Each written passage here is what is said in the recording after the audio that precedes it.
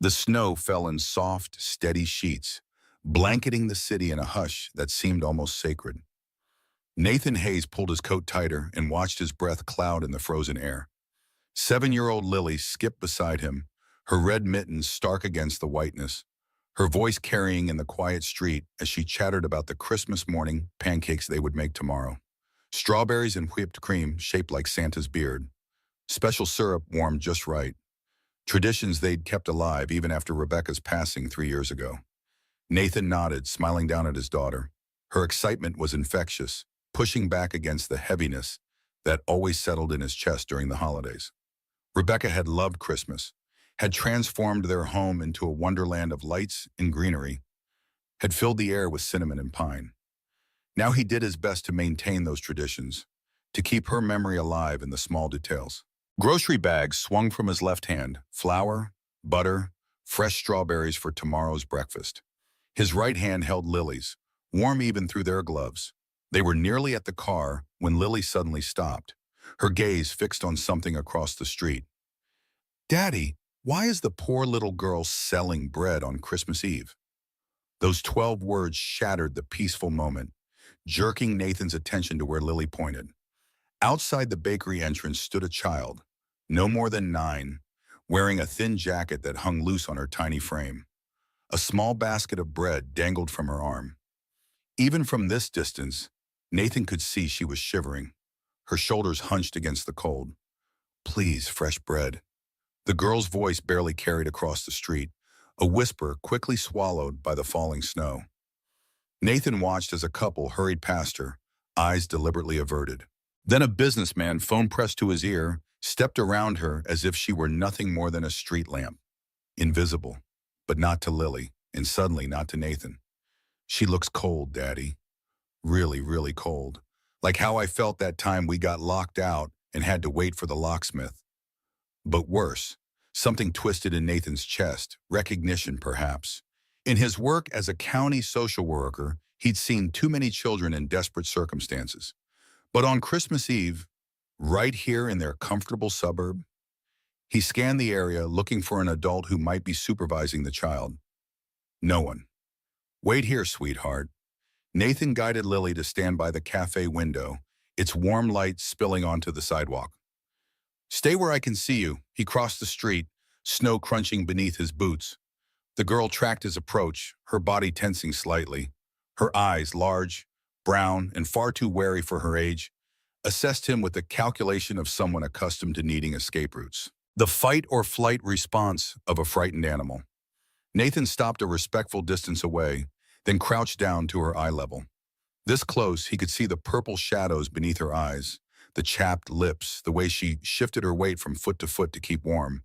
Her right shoe had a visible hole, wrapped in what looked like plastic grocery bags secured with rubber bands, makeshift waterproofing assembled from garbage and desperation.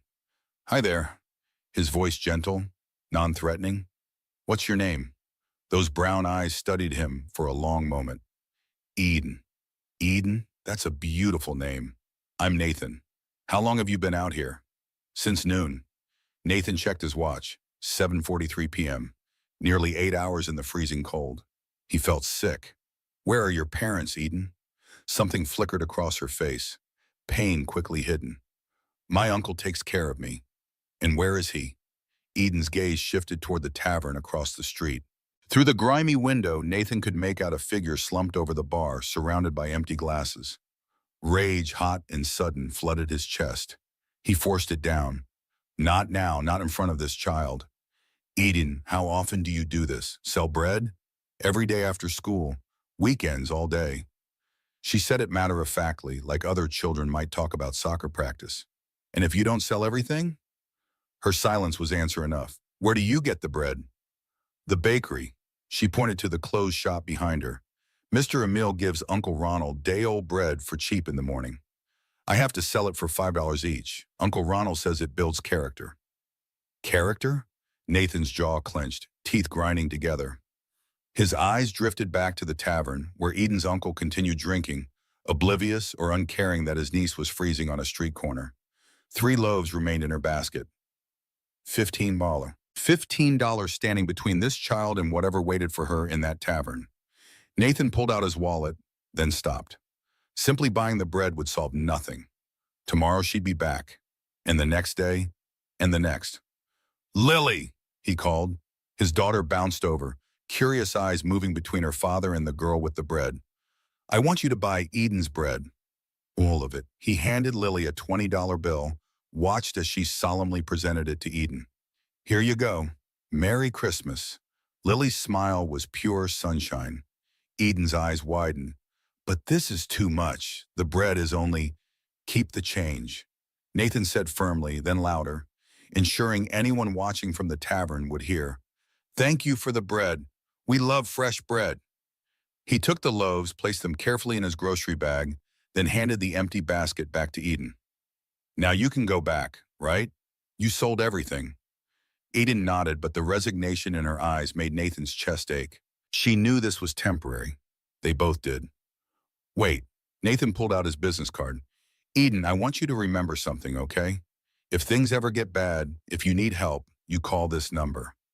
Day or night, Eden took the card, her fingers trembling from cold or emotion. Nathan couldn't tell. She studied it carefully, then tucked it deep into her pocket. "Promise me. Promise you'll call if you need help. I promise," Eden whispered. She took 3 steps toward the tavern, then turned back. "Mr. Nathan, nobody ever asked my name before, when they buy bread, I mean. They just take it and go.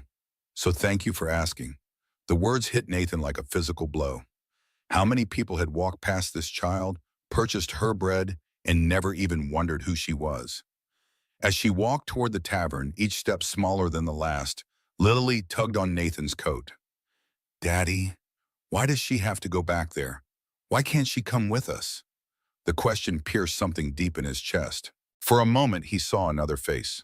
Rebecca's face, pale and beautiful even in those final days.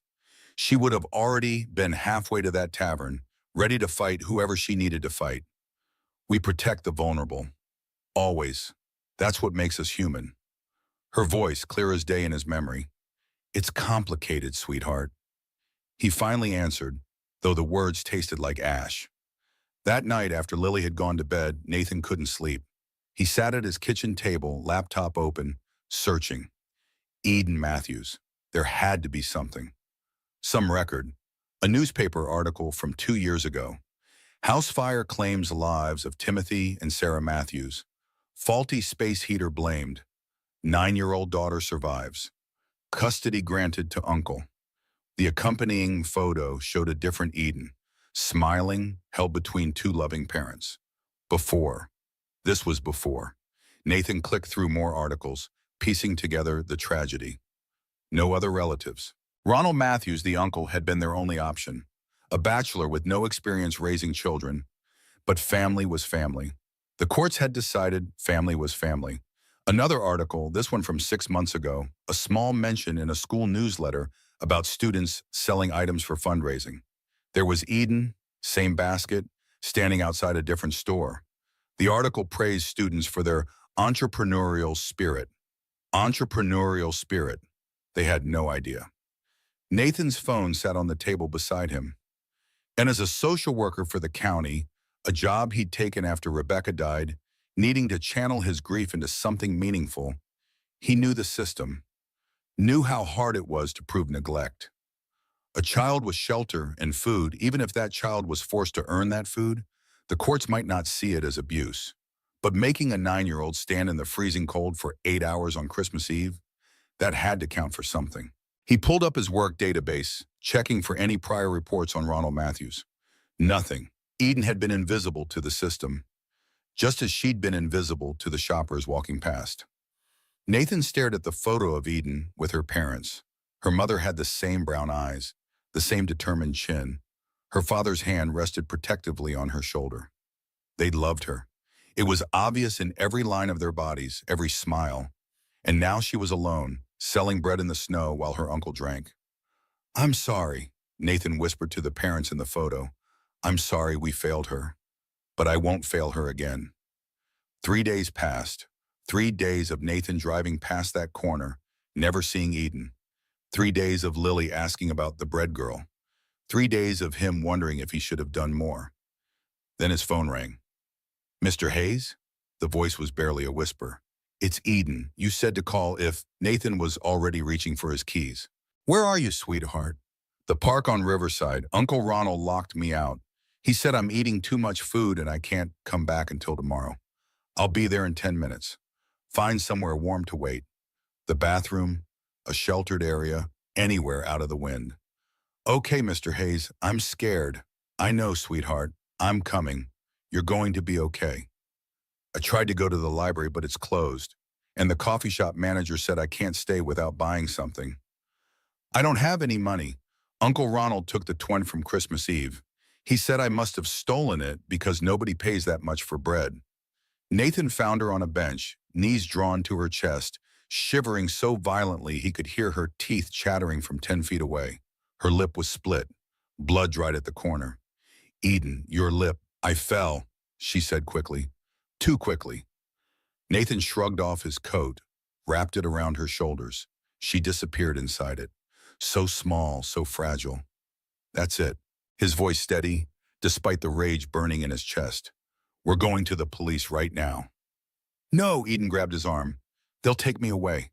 Foster homes are—" She stopped, but Nathan heard what she didn't say. Foster homes were unknown. Uncle Ronald was a devil, she knew. "Eden, listen to me." Nathan knelt in front of her, making sure she could see his eyes. "I work with children who need help. It's literally my job. I won't let you disappear into the system. Okay? But we have to report this. We have to make sure you're safe. You promise you won't let them forget about me?" The question broke his heart. How many adults had already forgotten about this child? "I promise I'll be there every step of the way." Eden pulled something from her pocket, his business card, worn soft from being handled so many times. "I kept it," she said. "I looked at it every night. Sometimes I pretended you were my dad, that you'd come get me and take me home. Is that weird?" "No," Nathan said, his voice thick. "That's not weird at all." The next hours blurred together. The police station. Eden's statement, delivered in a voice so quiet the officer had to lean forward to hear. Photographs of her bruises, not just the split lip, but marks on her arms, her back. Old ones, new ones, a map of pain on a child's body. The female officer who photographed Eden's injuries had tears in her eyes when she emerged from the examination room. That child has been through more than any child should endure. The old fractures in her ribs, the scars. This has been going on for a while. Ronald Matthews was arrested at 11:47 p.m., pulled from the same bar where he'd been sitting while Eden froze in the park. He'd sneered at the officers, claimed Eden was lying, that she was a difficult child who made up stories. But the bruises didn't lie. The neighbors who came forward with stories of hearing Eden cry didn't lie. The teacher who'd noticed Eden falling asleep in class, who'd seen her counting lunch money like her life depended on it, she didn't lie. I tried to report concerns. Ms. Rodriguez told the officers. But Eden always had explanations. She was so good at covering for him. She protected him even as he hurt her. Eden was placed in emergency foster care that night. A nice family, the social worker assured Nathan, experienced with traumatized children. But as Nathan drove home, Eden's card, the one he'd given her, clutched in his hand like a talisman she'd returned to him for safekeeping. He knew this wasn't over. It couldn't be over. "Daddy?" Lily was supposed to be asleep, but there she stood in her pajamas, rubbing her eyes. "Did you find the bread girl?" "I did, sweetheart. Is she okay?" Nathan thought about lying, about protecting his daughter from the harsh realities of the world. But Rebecca had always said honesty, age-appropriate honesty, was better than pretty lies. "She's safe tonight, but she needs a lot of help." Lily patted over, climbed into his lap. "Can we help her?" "I'm going to try." "Good. Mommy would help her too." Nathan's throat tightened. "How do you know that?" "Because Mommy always helped people.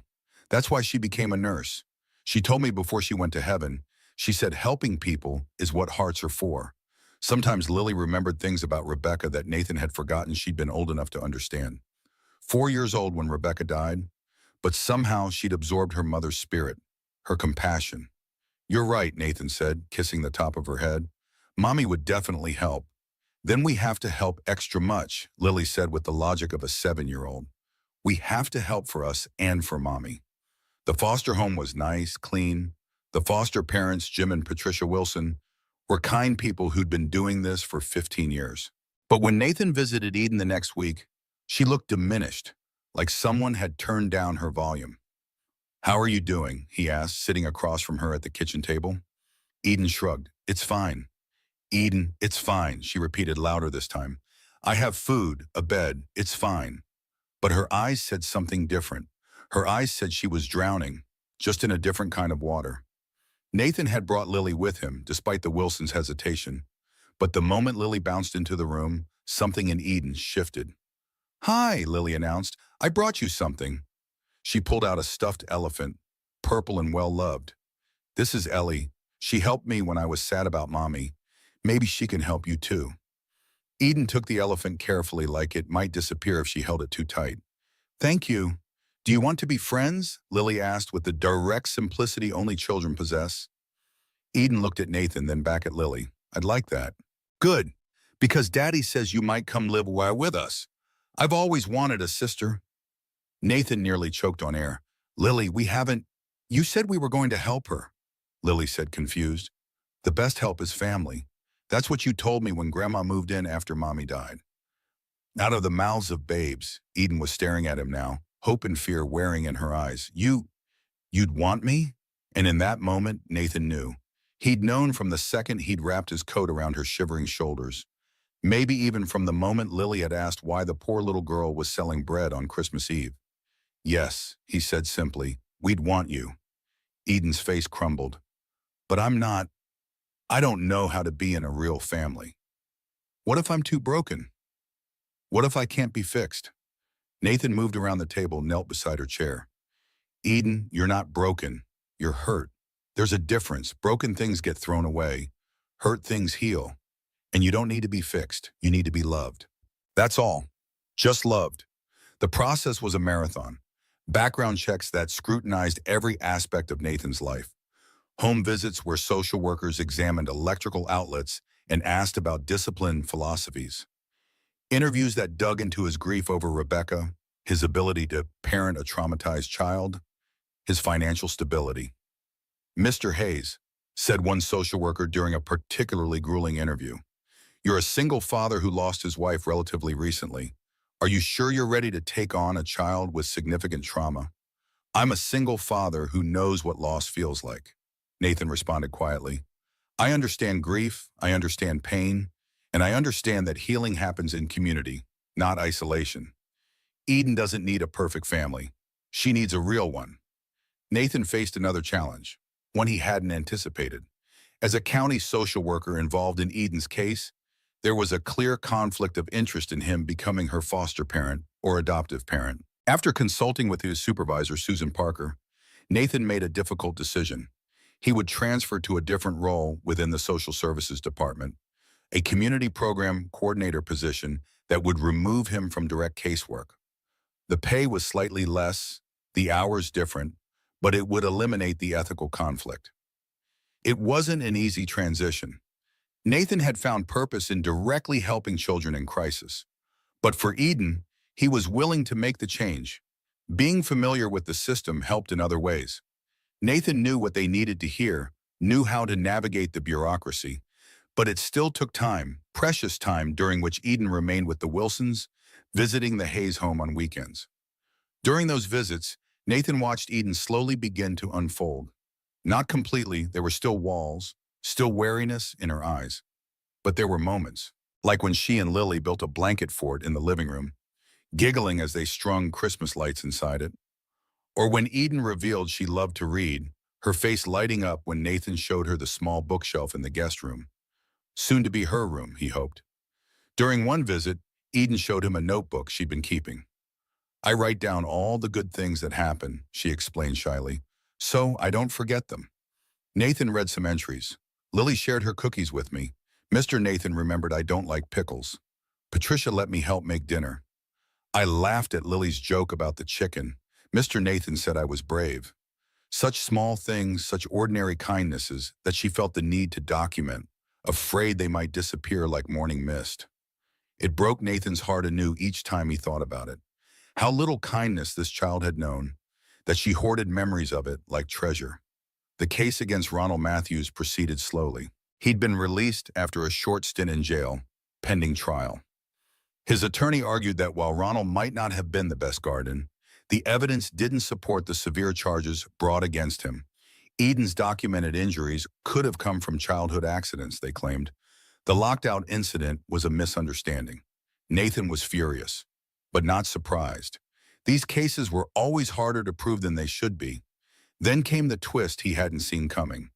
Ronald filed a counterpetition, arguing that he wanted custody of Eden back, that she belonged with family, not strangers, that he could do better now that he was in counseling.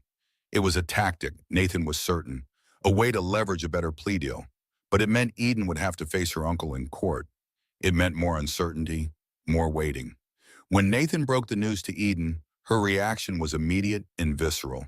She went pale, her hands trembling so badly she dropped the book she was holding. "He'll take me back." Her voice was barely audible. "And this time he'll be angry."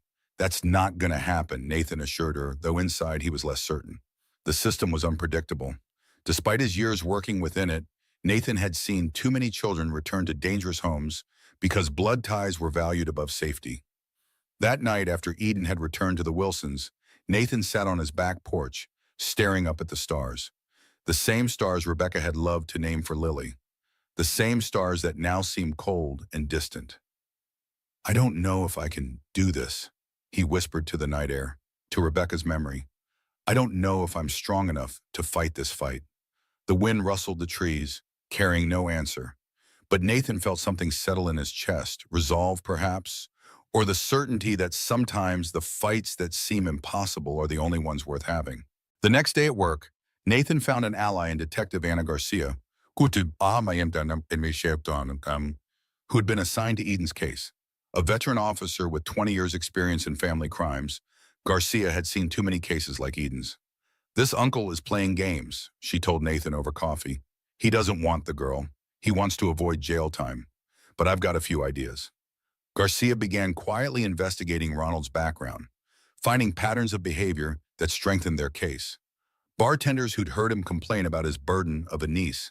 Neighbors who'd seen Eden coming and going at odd hours, always alone, often underdressed for the weather.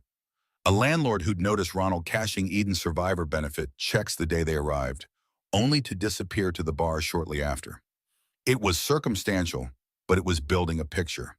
A picture of a man who saw his niece not as a child to protect, but as a source of income to exploit. Then came the breakthrough. Sin. Rodriguez, Eden's teacher, found an essay Eden had written months before, tucked away in her desk. A creative writing assignment about my hero. Eden had written about her mother, about how she taught Eden to make her bed with hospital corners, to always say please and thank you, to never go to sleep angry. And in the margin, almost as an afterthought, Eden had written, "Mommy would be mad that Uncle Ronald makes me sell bread. She always said children should play, not work. But I can't tell him that, or he gets the belt." It wasn't just evidence, it was Eden's voice, preserved on paper, telling a truth she'd been too afraid to speak aloud. With this new evidence, the prosecutor felt confident moving forward with stronger charges. Ronald's attorney began making noises about a plea deal. Things were finally moving in the right direction, until Eden disappeared. The call came on a Tuesday afternoon. Eden had gone to school that morning, but never returned to the Wilsons' home. Patricia had called the school, who confirmed Eden had attended all her classes. But somewhere between the school gates and the bus stop, she had vanished.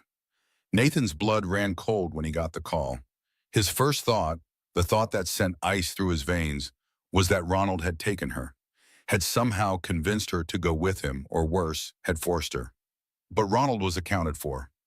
Detective Garcia confirmed he'd been at work all day, nowhere near Eden's school, so where was she?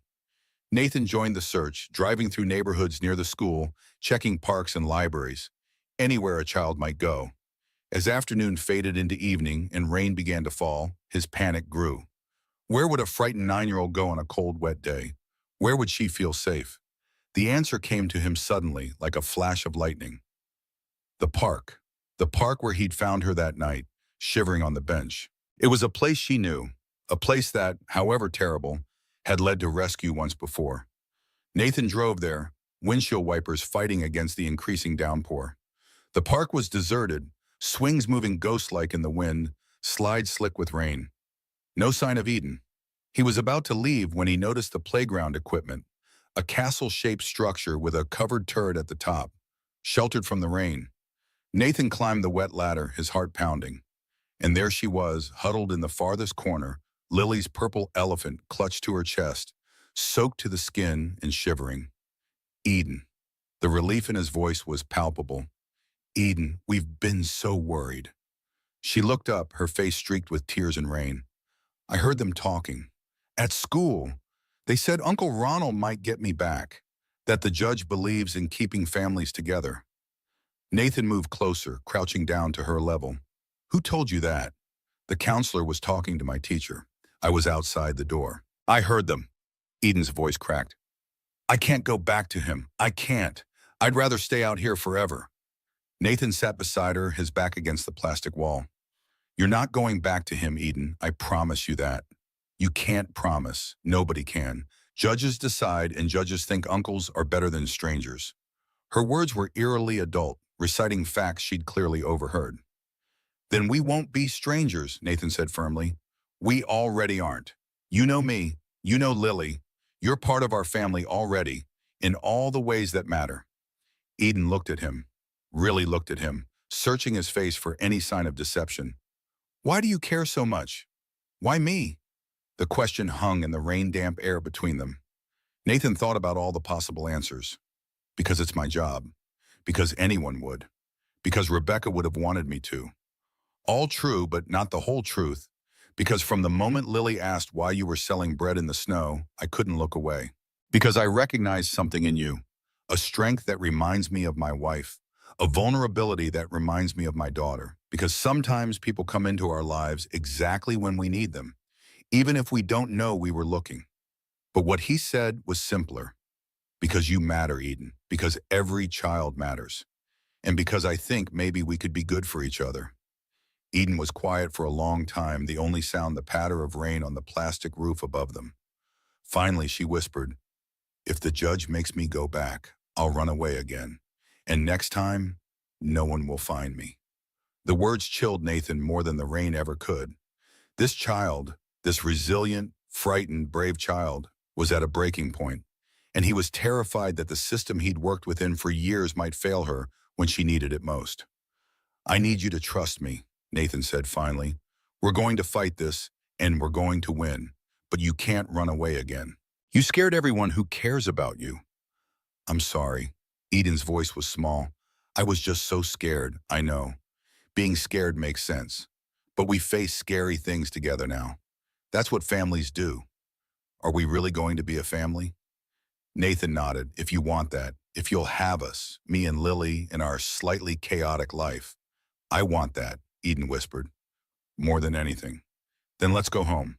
Nathan held out his hand. Let's get you warm and dry, and tomorrow we'll make a plan. A real plan to make sure you stay with us. As they climbed down from the playground castle, Eden still clutching the purple elephant, Nathan felt something shift inside him. A certainty that hadn't been there before. This wasn't just about saving a child anymore. This was about building a future. For Eden, for Lily, for himself. A future that honored Rebecca's memory while creating something new. The rain continued to fall, but Nathan barely noticed it anymore. For the first time since Rebecca's death, he felt fully present, fully alive.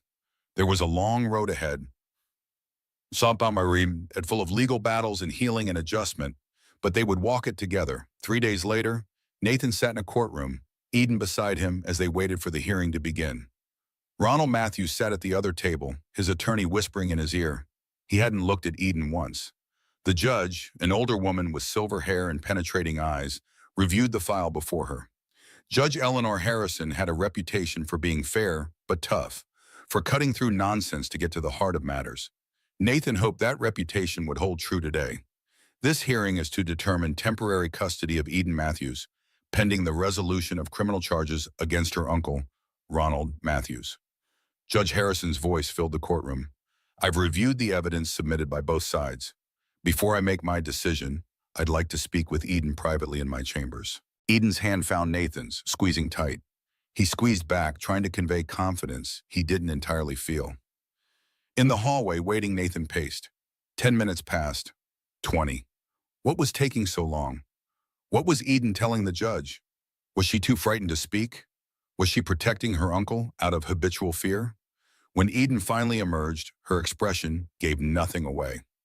Judge Harrison followed, her face equally unreadable. Back in the courtroom, the judge adjusted her glasses, looked directly at Ronald Matthews, then at Nathan. Having spoken with Eden and reviewed all evidence, I find that it is in the child's best interest to remain in foster care pending the outcome of the criminal case. Furthermore, I am approving Mr. Hayes' petition to become Eden's foster parent with the goal of eventual adoption if circumstances warrant. Nathan felt Eden sag beside him, relief making her boneless. He put an arm around her shoulders, steadying her. Mr. Matthews. The judge turned her stern gaze to Ronald. The allegations against you are serious and substantiated. While you are entitled to the presumption of innocence in criminal court, this is family court, where the standard is the best interest of the child, and it is clearly not in Eden's interest to return to your care at this time. Ronald's face darkened. She's making things up. She's always been difficult, ever since the fire. Judge Harrison held up a hand, silencing him. Mr. Matthews, I suggest you speak with your attorney before saying anything further that might compromise your criminal defense. This hearing is adjourned.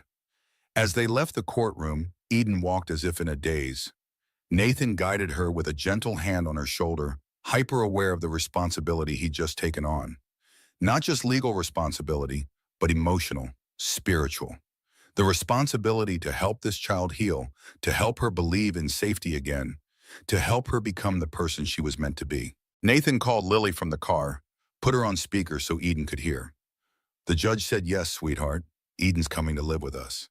Lily's squeal of delight filled the car. When? When is she coming? Today. We're on our way home now. Eden listened to Lily's excited chatter, a small smile playing at the corners of her mouth. When Nathan hung up, she turned to him. She's really happy about this? She really is, Nathan assured her. Lily's been asking about you every day. She's already cleared half her bookshelf for your books and wants to know if you like pink or purple better for your bedroom wall. I like yellow, Eden said softly, like sunflowers. They always turn to face the sun, no matter what. Then yellow it is. As they drove toward home, their home now, Nathan found himself thinking about those sunflowers. How resilient they were. How determined to find the light. How like Eden in that way. A child who had endured darkness but still sought the sun. Ronald's criminal trial was still ahead. The adoption process would take months, maybe a year. There would be adjustments, difficulties, setbacks. But in that moment, driving home with Eden beside him, Nathan felt something he hadn't felt in a long time. Hope. Pure, unmixed hope for the future. When they pulled into the driveway, Lily was waiting on the porch, bouncing with excitement despite the cold. Beside her stood Nathan's mother, Laura, who had moved in after Rebecca died to help with Lily and had stayed because none of them could bear to be apart. Nathan watched as Lily threw her arms around Eden, as his mother welcomed her with gentle warmth, as Eden's stiff posture gradually relaxed. He thought of Rebecca, of how much she would have loved this moment, of how, in a way, she had created it, through the compassion she'd instilled in their daughter, through the values she'd woven into the fabric of their family. You were right, Bex, he thought, looking up at the winter sky. We protect the vulnerable. That's what makes us human. The placement day was April 15th. Nathan thought with dark humor how appropriate that was, since he was about to claim the most important deduction of his life. Eden stood in the doorway of what would be her room. They'd painted it soft yellow. Lily had made a banner. Welcome home, Eden, in rainbow colors. It's really mine, Eden whispered. It's really yours, Nathan confirmed. She took one step in, then another, touched the desk they'd bought, the bookshelf already half filled with books Lily had picked out, the bed with its sunflower comforter. Then she burst into tears. Not the quiet, suppressed tears Nathan had seen before. These were deep, body-shaking sobs that seemed to come from her very soul. 3 years of pain and fear and loneliness pouring out in a flood. Nathan gathered her into his arms. This child who wasn't his by blood, but was already his in every way that mattered. It's okay, let it all out, let it all. You're home now, I thought, she gasped between sobs. I thought no one would ever want me. Uncle Ronald said I was too much trouble, that my parents died to get away from me. No, Nathan pulled back, made sure she could see his face. Your parents loved you. I've seen the pictures, the articles. They loved you so much, and now we love you. Lily and I, we choose you. Do you understand? We choose you, Eden nodded, hiccuping through her tears. Lily appeared in the doorway, crawled onto the bed beside them. Don't cry, Eden. We're sisters now, forever and ever. Forever, Eden asked, like she was afraid to believe it. Forever and always and infinity, Lily confirmed. That's longer than forever. The first year was hard, harder than Nathan had anticipated. And he'd anticipated a lot. Eden hoarded food in her room, crackers under her pillow, apples in her drawer. Even knowing there would always be more, her body remembered hunger. They worked through it together, Nathan helping her pack a small snack bag she could carry everywhere until she felt safe. It's okay to keep snacks, but let's keep them in a special box so they stay fresh and the ants don't come. She had nightmares, terrible ones, where she'd wake screaming about fire, about being locked out, about bread that wouldn't sell. Nathan would sit with her sometimes until dawn, reading stories or just being present. One particularly bad night, Eden sobbed, I can still smell the smoke sometimes. From the fire that killed them. Nathan held her tighter. That must be so scary. I should have died too. Then I wouldn't have had to go with Uncle Ronald. No, Nathan said firmly. You survived because you were meant to. Because Lily needed a sister. Because I needed another daughter. Because you have important things to do in this world. She flinched at raised voices, apologized constantly, asked permission for everything. To get water, to use the bathroom, to exist. But slowly, so slowly, she began to heal. The first time she laughed, really laughed, not just a polite smile, was when Lily attempted to make pancakes and somehow got batter on the ceiling. Eden's laughter started as a giggle, then grew into something beautiful and free. The first time she called him Dad was an accident.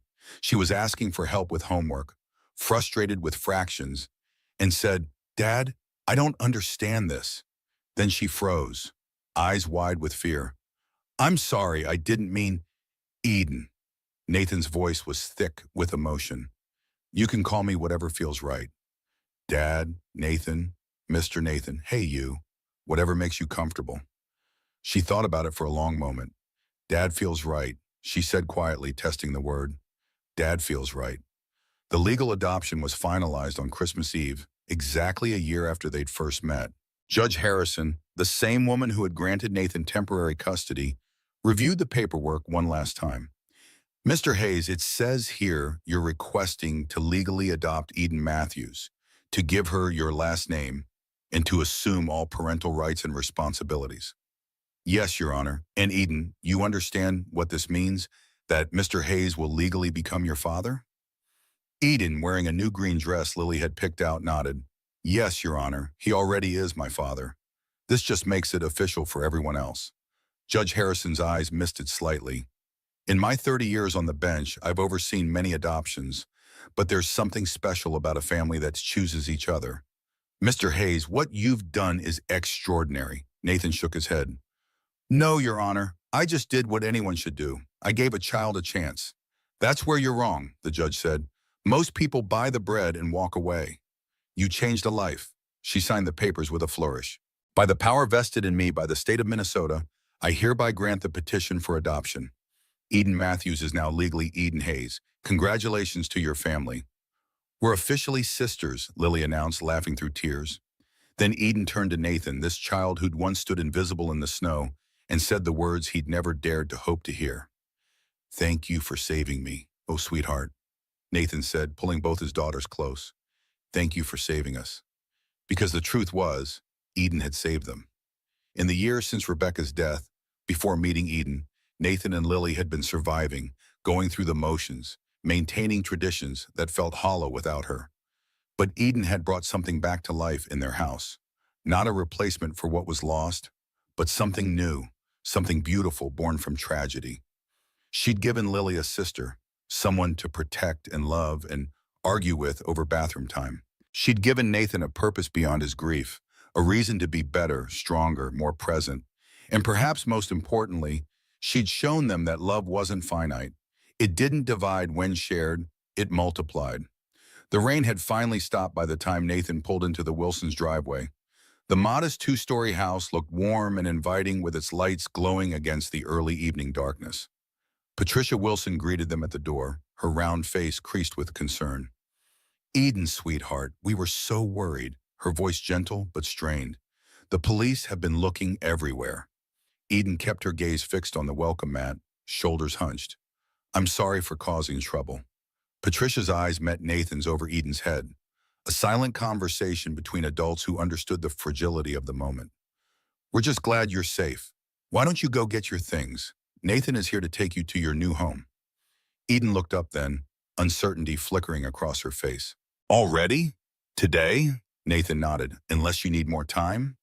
A tiny headshake, then Eden disappeared upstairs, footsteps quick and light. Patricia led Nathan to the kitchen where Jim Wilson sat at the table, nursing a cup of coffee. The Wilsons had been fostering children for over 15 years, had seen nearly every variation of childhood trauma. Their home was clean and organized, walls decorated with photos of the many children who had passed through their care. "She's been pulling away." Jim's weathered face showed the strain of recent days. "After she heard Ronald might get custody back, she stopped talking to us completely. Wouldn't eat with us, wouldn't join family movie night, just stayed in her room."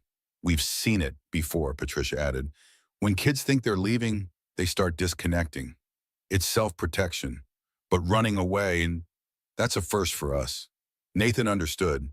Eden had been preparing herself for disappointment, for return to her uncle, for another upheaval. Easier to detach now than to have connections ripped away later. "Your home study was expedited?" Jim asked.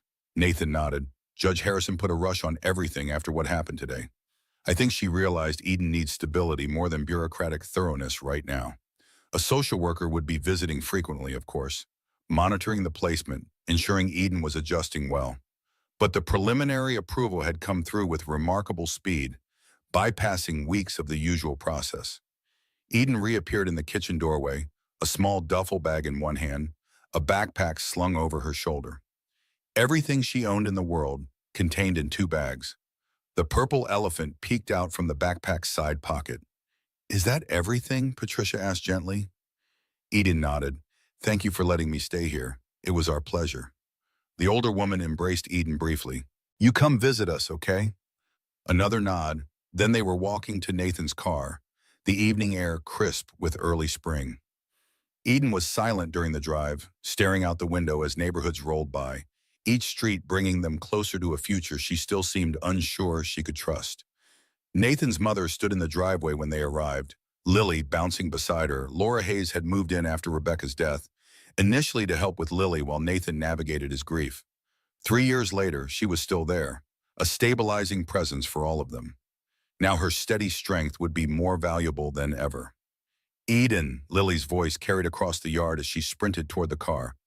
"Did you see your room? Did you like the sunflowers? I helped paint." Eden emerged cautiously, clutching her duffel bag like a shield. Her eyes darted from Lily's excited face to Laura, then to the house itself, a modest 2-story colonial with a wide front porch and window boxes waiting for spring planting. "Welcome home, Eden." Laura's smile was gentle, her eyes kind. "Are you hungry? I made lasagna." Eden's stomach growled audibly, answering for her. She flushed, embarrassed. But Laura just laughed. "That sounds like a yes to me, Dee. Let's get you settled, then we'll eat." Inside, Lily grabbed Eden's hand, tugging her toward the stairs. "Come on, I'll show you everything."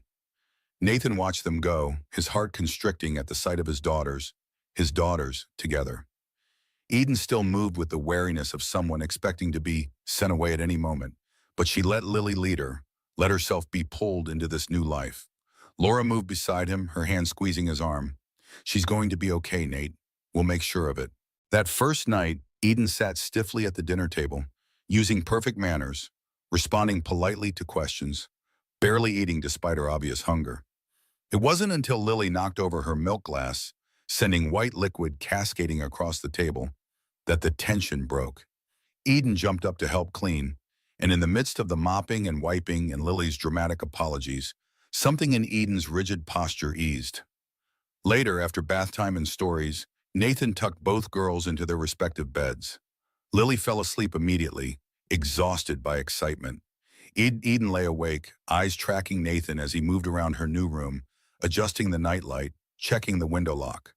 "What happens now?" Her voice was small in the dimness. Nathan sat on the edge of her bed, careful to give her space. "Now we take it day by day. You'll go to school, have meals with us, do homework, watch movies on Fridays. Regular family stuff. What if I do something wrong?"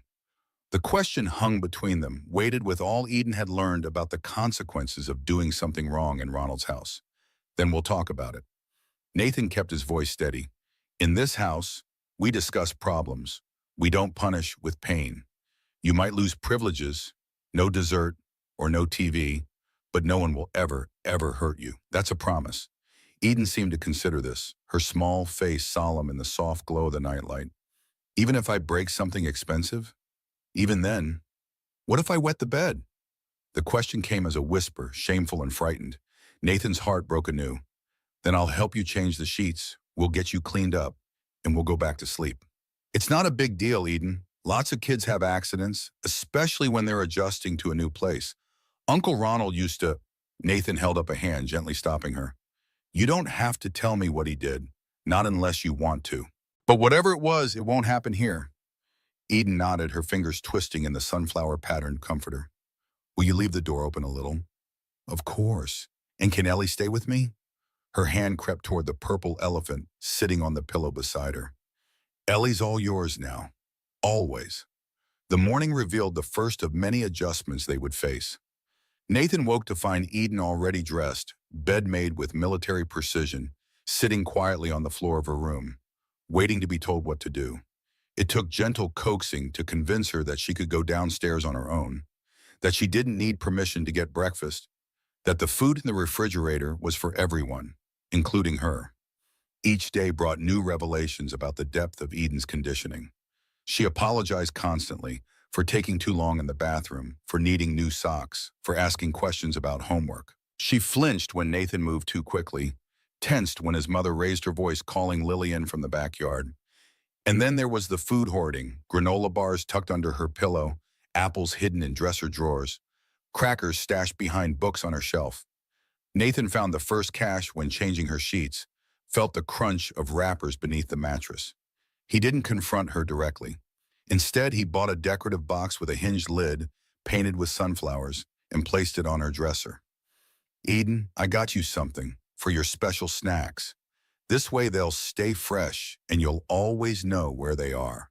Eden stared at the box, then at Nathan, her face a study in confusion. "You're not mad?" "Why would I be mad? Uncle Ronald said I was stealing when I saved food." "You're not stealing, Eden." Nathan kept his voice gentle, pushing down the anger that flared whenever Ronald's cruelties came to light. "This is your home. The food here is yours as much as it's mine or Lily's. I just thought you might like a special place to keep snacks in your room for when you're worried." The next day, Nathan noticed the granola bars and apples had migrated from their hiding places to the sunflower box. A small victory, but one worth celebrating. School presented its own challenges. Eden had been attending Lincoln Elementary while living with the Wilsons. Now, with the move to Nathan's home, she faced a choice. Continue at Lincoln, which would mean a 20-minute drive each way, or transfer to Washington Elementary, where Lily was a first grader. Eden's body tensed when Nathan raised the question. "I can stay at Lincoln. It's not a problem. I don't want to be trouble." The familiar refrain, "I don't want to be trouble," had become a window into Eden's deepest fear, that too much inconvenience would result in rejection. "Eden, changing schools isn't trouble. It's just a choice." Nathan kept his voice casual, non-pressuring. "Lincoln is a great school, but Washington is closer, and Lily goes there. You could walk together. But it's completely up to you." Eden glanced at Lily, who was pretending not to listen while coloring at the kitchen table. "Would we be in the same class?" "No, silly." Lily couldn't contain herself any longer. "You'd be in fourth grade and I'm in first, but we'd have lunch at the same time. And recess." Eden seemed to consider this, weighing unknown variables in her careful way. Would anyone know? About me? The question carried layers of meaning. Would anyone know about her uncle? About the foster care? About her being new to the Hayes family? Only the teachers and principal, Nathan assured her, and only what they need to know to help you feel comfortable. In the end, Eden chose Washington Elementary. The transfer process was smooth, aided by Nathan's connections within the social services system. Her new teacher, Oishri I. Worms. Bennett was briefed on Eden's background, enough to understand her wariness, but not enough to treat her like a victim. The first parent-teacher conference came 6 weeks after Eden's placement. Ms. Bennett welcomed Nathan into her classroom with a warm smile. Academically, Eden is catching up quickly. She was behind in math, but she's working hard. And her writing, Mr. Hayes, her writing is extraordinary. Listen to this. The teacher pulled out a composition book, opening to a page filled with Eden's careful handwriting. Sometimes I think people are like stars. You can't always see them in the daylight, but they're still there. And at night, when everything gets dark, that's when they shine the brightest. My mom was a star. Even though she's gone, I can still feel her light. Nathan blinked back unexpected tears. She wrote this in class for a creative writing assignment. The prompt was, write about something invisible. Most kids wrote about air or germs. Bennett's eyes were bright with admiration. Eden is processing her experiences through her writing. It's incredibly healthy and frankly, it's beautiful. She has a gift. Driving home, Nathan contemplated this new facet of Eden. She'd always been quiet, observant. Now he understood she was also collecting words, spinning experiences into narrative, finding meaning in the chaos of her young life. That night, after the girls were in bed, Nathan sat at the kitchen table with his mother, sharing a cup of tea in the day's events. She's adjusting well, considering everything. Laura's practical nature had been a steadying force through the tumultuous months of fostering and adoption processes. Better than I expected, honestly. Nathan nodded, warming his hands on his mug. But she's still so careful, like she's waiting for the other shoe to drop. Trauma doesn't disappear overnight, Nathan. Laura had been a high school counselor before retirement. She understood the long shadows childhood wounds could cast. Eden lost her parents, then endured years of abuse. Her brain is wired to expect danger, to protect herself. It will take time for her to truly believe she's safe. What if, Nathan hesitated, voicing the fear that had been growing as Eden's case against Ronald proceeded toward trial. What if I can't protect her? What if the court makes her testify and it re-traumatizes her? What if Ronald somehow convinces a jury he's innocent? Laura reached across the table, her hand covering his. Those are a lot of what-ifs. Focus on what's real right now. Eden is here. She's safe. She's healing. One day at a time, Nathan. That's how we've always done it. One day at a time had been their mantra after Rebecca died. When grief threatened to overwhelm, when single parenthood seemed impossible, when the future stretched out bleak and lonely, one day at a time had carried them through. The criminal case against Ronald Matthews proceeded slowly through the legal system. Preliminary hearings, motions filed by defense attorneys, prosecutors building their case. Nathan shielded Eden from as much of it as possible, but certain realities couldn't be avoided. Eden would need to testify. The prosecutor, Abigail Chen, was compassionate but direct when she met with them. Eden's testimony is crucial. She's the victim, the witness. Without her, we have circumstantial evidence but nothing definitive. Nathan had anticipated this but still felt sick at the prospect. She's 9 years old. She's been through enough. I understand, Mr. Hayes. Ms. Chen's voice was gentle but firm. We'll make it as easy as possible. She can testify via closed-circuit television, so she doesn't have to be in the courtroom with her uncle. We'll prepare her carefully, but her voice needs to be heard. Later that night, Nathan explained to Eden what would be required of her. Her small face grew solemn as she listened. Will Uncle Ronald go to jail? If the jury believes he hurt you, yes. Eden was quiet for a long moment, absently stroking Ellie the elephant's worn purple fur. Is it bad that I want him to go to jail? Does that make me a bad person? No, Eden. Nathan's heart ached at the question. Wanting someone who hurt you to face consequences doesn't make you bad. It means you understand right from wrong. Eden nodded, seemingly satisfied with this answer. Then I'll tell them. I'll tell them everything. The preparation for trial took weeks. Sessions with the prosecutor, practicing questions and answers, learning the layout of the witness room. Eden approached it with the same quiet determination she brought to everything. Homework, chores, adjusting to her new life. She rarely complained, rarely showed fear. But Nathan could see the toll it took in the shadows under her eyes, the way she'd sometimes zone out mid-conversation, lost in memories. Then came a complication Nathan hadn't foreseen. Lily began showing signs of jealousy, small things at first, pouting when Nathan spent extra time helping Eden prepare for testimony, complaints about sharing the bathroom, theatrical sighs when family plans changed to accommodate legal meetings. It came to a head one Saturday morning over a seemingly insignificant issue, which cartoon to watch during breakfast. Lily wanted her favorite show. Eden had tentatively suggested an alternative. "We always watch my show on Saturdays." Lily's voice rose, face flushing. "Just because you're here now doesn't mean everything has to change." Eden immediately retreated, physically and emotionally, her body language screaming submission. "I'm sorry. We can watch your show. It's fine." Nathan intervened, sending both girls to separate rooms to cool down. When he went to talk with Lily, he found her crying on her bed, clutching a photo of Rebecca. "Mommy would pay attention to me. She wouldn't forget about me just because of Eden." The words struck Nathan like physical blows. "Is that what you think? That I'm forgetting about you?" Lily's lower lip trembled. "You're always talking to Eden, or talking about Eden, or going to meetings about Eden. And Grandma is always saying how we have to be extra nice to Eden because she had a hard life. But what about me? I had a hard life too. My mommy died." Nathan pulled his daughter into his arms, feeling her small body shake with sobs. The truth hit him with stunning clarity. In his focus on helping Eden heal, he'd missed how Lily was interpreting the changes in their family dynamic. "You're right, sweetie. You did have a hard life too. And losing Mommy was the worst thing that ever happened to us."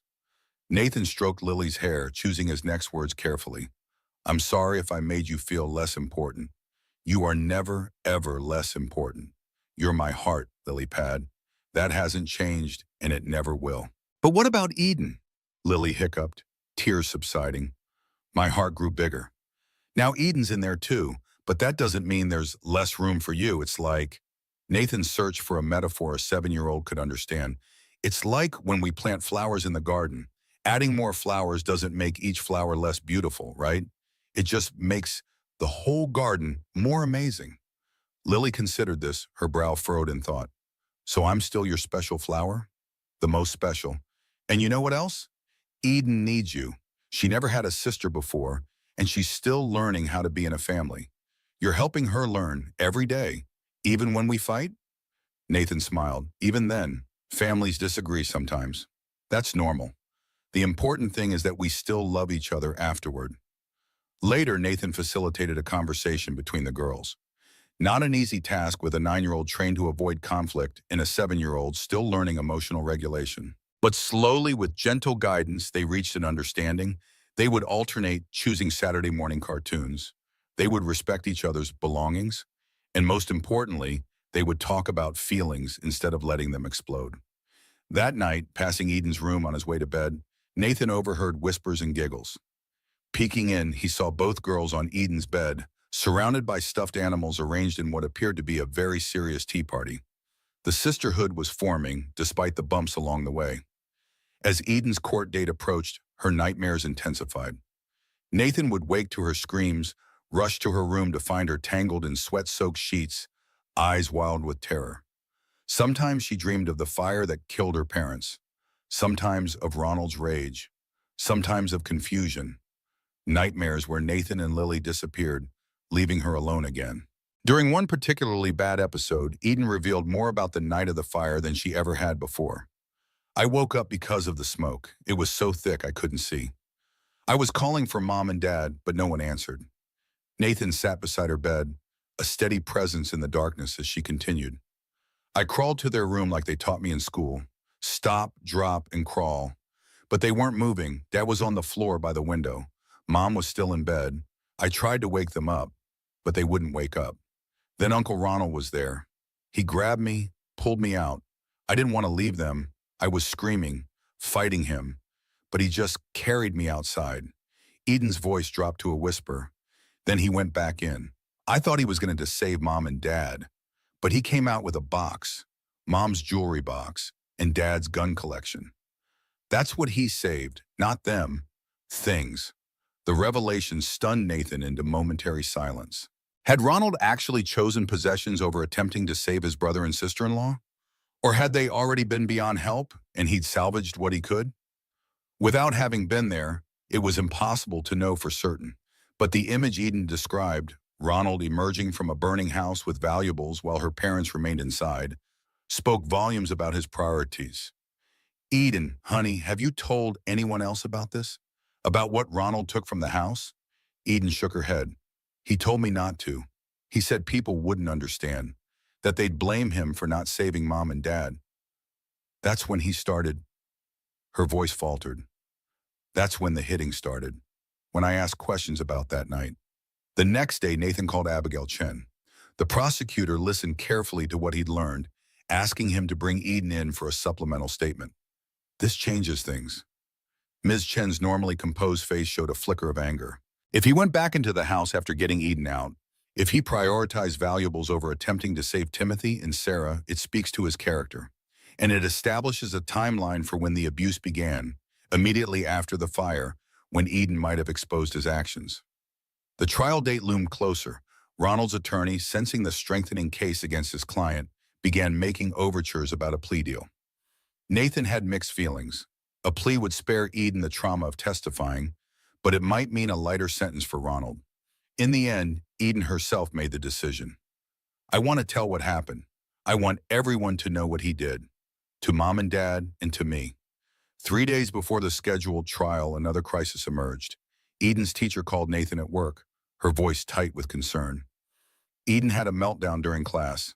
She's in the counselor's office now. She's calmer, but she's asking for you. Nathan found Eden curled in a corner of the counselor's soft-furnished office, knees drawn to her chest. Ellie the elephant clutched against her.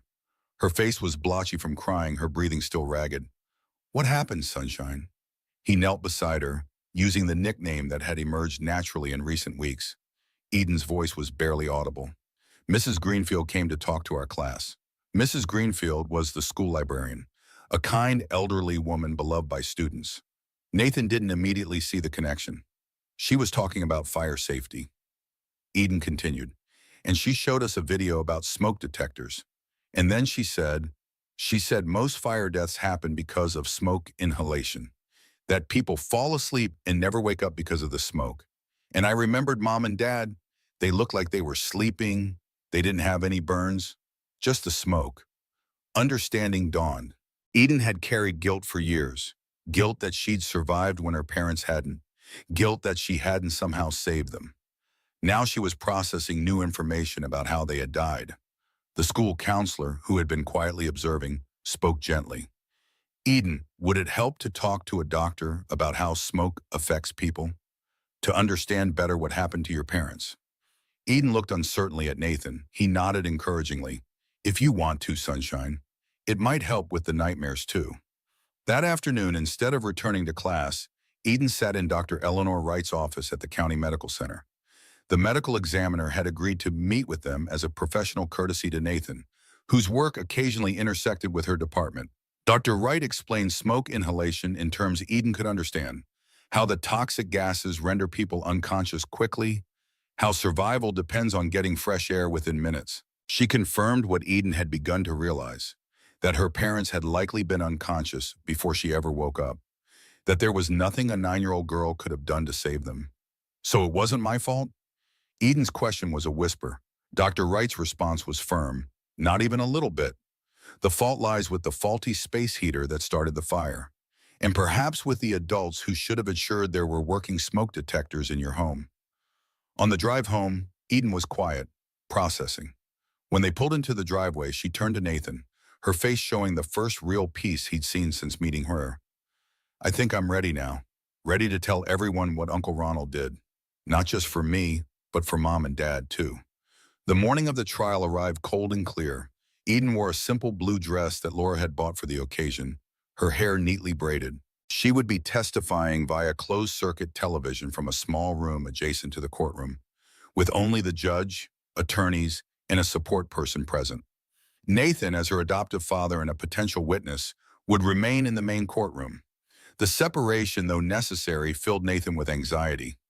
Lily was spending the day with a friend, sheltered from the proceedings entirely. Laura would be in the courthouse, a reassuring presence in the waiting area for when Eden finished her testimony. Before they entered the courthouse, Nathan knelt to Eden's eye level, straightening the collar of her dress. "You are the bravest person I've ever known. Just tell the truth, exactly as you remember it. That's all you have to do." Eden's shoulders were straight, her chin lifted with quiet determination. "I will, Dad, I promise." Watching her walk away with the victim advocate, a professional trained to support children through court proceedings, Nathan felt a complicated mix of pride and sorrow. No child should have to testify about their own abuse, but Eden was facing her past with courage that humbled him. The courtroom was austere, all dark wood and hushed tones. Nathan sat in the front row, behind the prosecutor's table. Across the aisle, Ronald Matthews sat beside his attorney, hair neatly combed, wearing a suit that didn't quite fit, looking nothing like the disheveled drunk who'd left his niece to freeze on Christmas Eve. The testimony began. On the monitors positioned throughout the courtroom, Eden appeared, small but composed in the witness chair. She answered questions clearly, her voice sometimes wavering, but never breaking. She described the bread selling, the punishments for not selling enough, the nights locked out of the apartment, the beatings that came when she asked about her parents or failed to meet Ronald's expectations. Then came the crucial questions about the night of the fire. Eden recounted waking to smoke, trying to rouse her parents, Ronald carrying her out. Her voice dropped almost to a whisper as she described watching him go back into the burning house, expecting him to try to save her parents, only to emerge with the jewelry box and gun cabinet. "He told me never to tell anyone, that people wouldn't understand, that they'd blame him for Mom and Dad dying in the fire." The courtroom was utterly silent. Ronald's attorney looked stricken, clearly hearing this information for the first time. Ronald himself had gone pale, his eyes fixed on the table in front of him. Cross-examination was mercifully brief. The defense attorney, recognizing the damage Eden's testimony had done, asked only a few clarifying questions about timelines and whether Eden might have been confused about what she saw that night. Eden never faltered. "I know what I saw. I remember everything about that night." When she was finally excused, Nathan rushed to meet her in the waiting area. Eden was pale, exhausted, but there was a new lightness to her, the unburdening that comes with speaking long-held truths. By afternoon, it became clear the defense was scrambling. After a lengthy conference with his client, Ronald's attorney approached the prosecutor. They wanted a deal.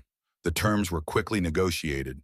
Ronald would plead guilty to child endangerment, neglect, and assault. In exchange for sparing Eden further testimony, the prosecutor agreed not to pursue the most serious charges related to the fire. "Is it enough?" Nathan asked Abigail Chen as they stood in the courthouse corridor. "Will he serve time?" 4 to 6 years with mandatory counseling and addiction treatment. Ms. Chen's expression was grim but satisfied. "In a permanent restraining order, keeping him away from Eden. It's not everything we might have gotten at trial, but it spares Eden additional trauma. And frankly, the fire-related charges would have been difficult to prove beyond reasonable doubt. We'd be relying solely on a child's testimony about events from 2 years ago." Nathan nodded, understanding the pragmatism of the decision. He turned to Eden, who had been quietly listening. "What do you think, Sunshine?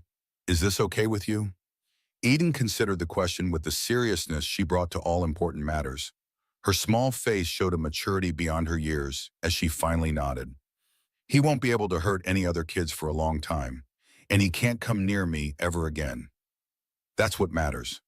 The next morning, they gathered in the courtroom one final time. Ronald stood before the judge, his previous defiance gone, shoulders slumped in defeat. He entered his guilty plea in a monotone, avoiding looking at Eden, who sat beside Nathan in the gallery. When asked if he wished to make a statement before sentencing, Ronald hesitated, then turned slightly toward Eden. "I'm sorry, I didn't know how to take care of a kid. After Tim and Sarah died, I was messed up, drinking too much. But that's no excuse for what I did to you."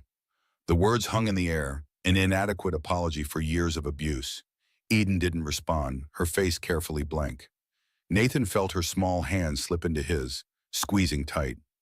The judge's sentence matched the negotiated plea: 5 years imprisonment with eligibility for parole after 4, mandated substance abuse and anger management treatment, and upon release, a permanent restraining order preventing any contact with Eden.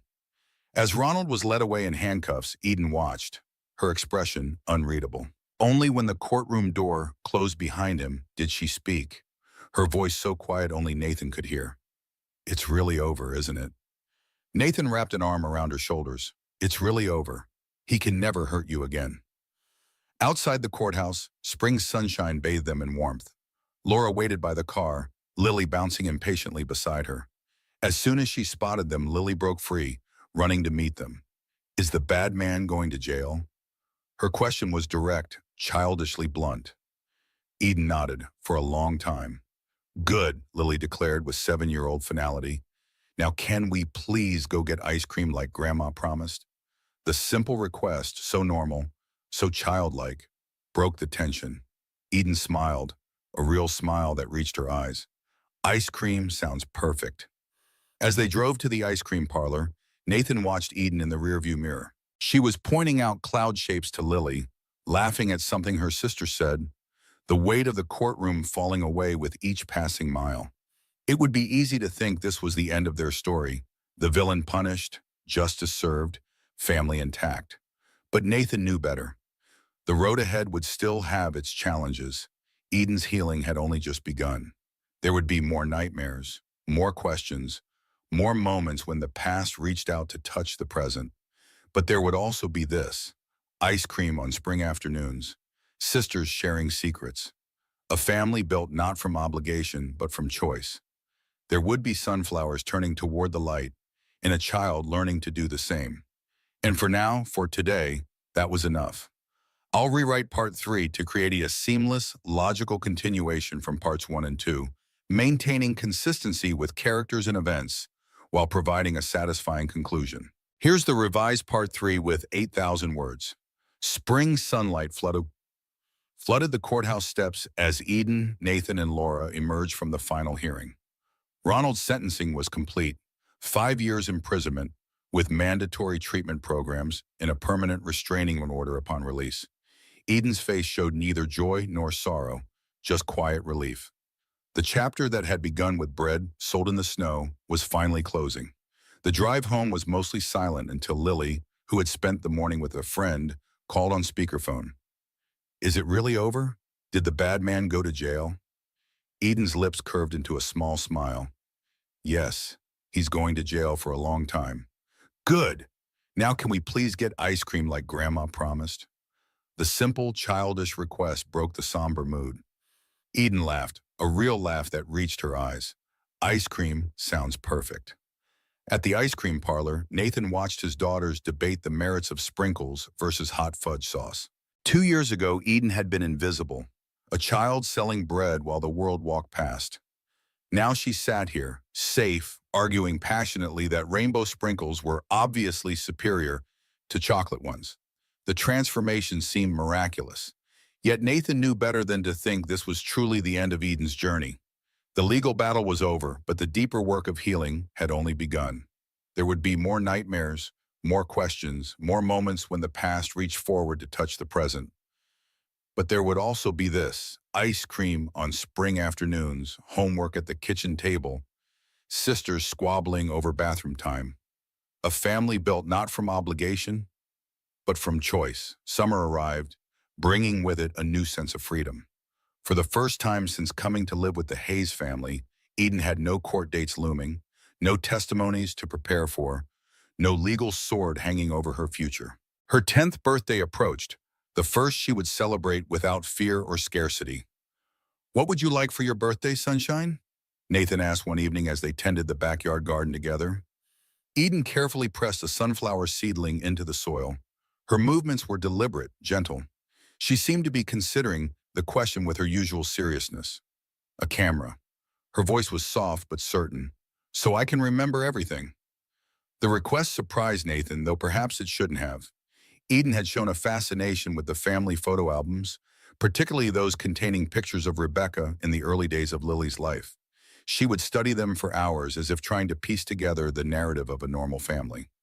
Laura found the solution in the attic, Nathan's old Polaroid camera, a relic from the 1980s that still worked perfectly.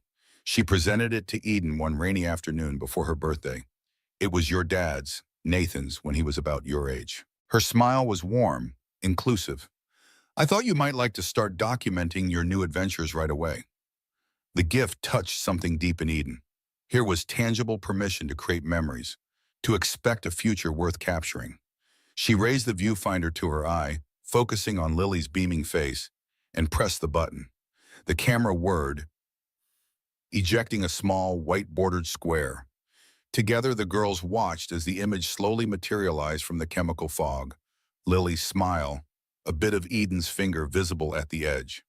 A moment preserved, proof that this was real. The day of Eden's birthday arrived warm and golden. She had requested a small celebration. Just family, no friends from school yet. Eden was still cautious about expanding her circle, still learning to trust new people. Nathan and Lily had decorated the dining room with sunflowers and yellow balloons. Laura had baked a lemon cake with buttercream frosting. The table held a modest pile of presents, wrapped in bright paper. Eden approached it all with a mixture of excitement and disbelief. The novelty of being celebrated, of being the center of positive attention, hadn't worn off. Make a wish, Lily urged as Eden prepared to blow out her candles. Eden closed her eyes for a moment, then extinguished the flames with one determined breath. The small family applauded. Only Nathan noticed the tears that Eden quickly blinked away. Later, after cake and presents had been enjoyed, he found her on the back porch, her new Polaroid camera in her hands, studying a photo she'd just taken of all four of them, squeezed together in a group shot. Everything okay, sunshine? Eden nodded, still looking at the photo. Did you know this is my first birthday party? Ever? The revelation shouldn't have surprised Nathan, given what he knew of Eden's life with Ronald, but it still pierced his heart.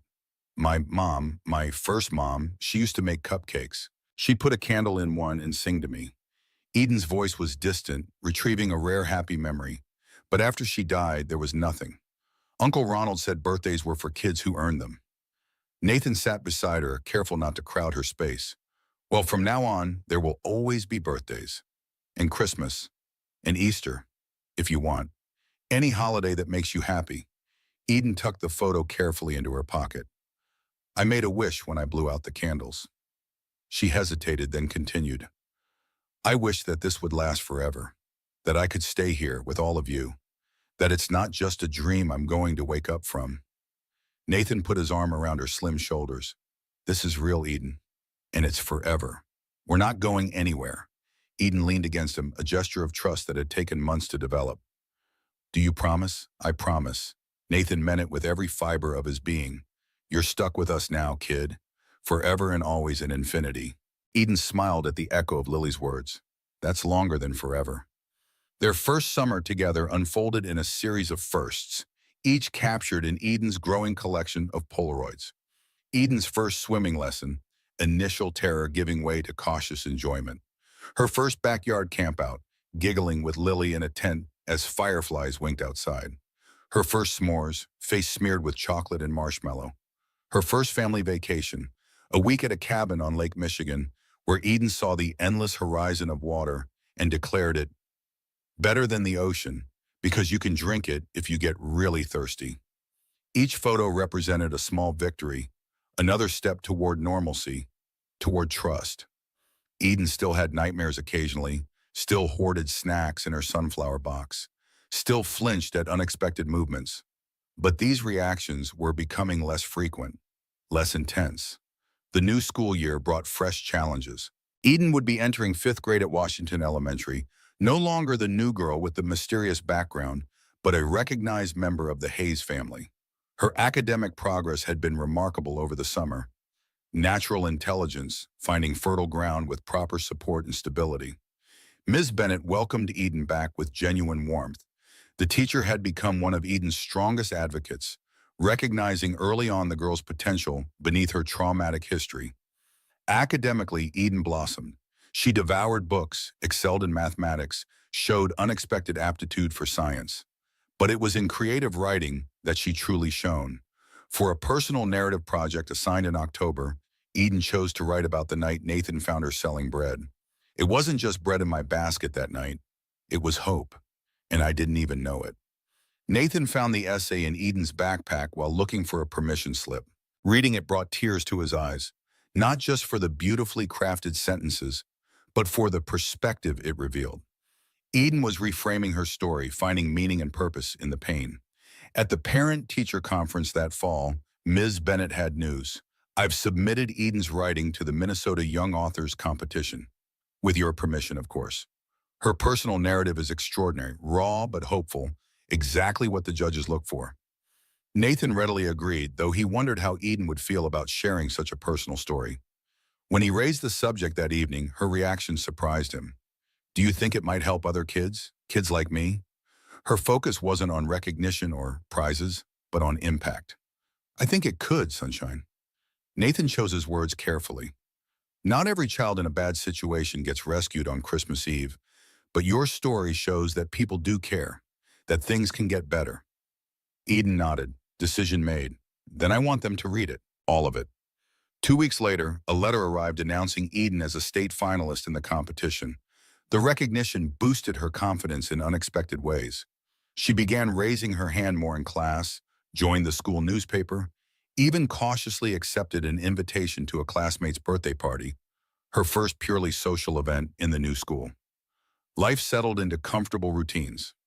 Friday movie nights with homemade popcorn, Sunday dinners where everyone took turns choosing the menu.